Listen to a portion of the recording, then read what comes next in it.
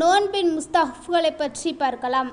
முதலில் சூரியன் மறைந்த பிறகு நோன்பை சீக்கிரம் திறப்பது. இரண்டாவது, பேரித்தம்பழத்தால் நோன்பு திறப்பது. அது இல்லை என்றால் தண்ணீரால் நோன்பு திறப்பது. மூன்றாவது, நோன்பு திறக்கும் போது துஹா செய்வது. நான்காவது, சஹர் செய்வது. ஐந்தாவது, சஹர் செய்வதை தாமதப்படுத்தலாம், ஆனால் சுபு சாதிக் வரை அதை தாமதப்படுத்தக்கூடாது. ஆறாவது, சுபு சாதிக் நேரத்திற்கு முன்பே கடமையான குளிப்பை குளித்து கொள்வது, ஏனால் சுத்தமான நிலையில் நோன்பு பூர்த்தியாவதற்காக. ஏழாவது, அதிகமான குர்ஆன் ஓதுவது.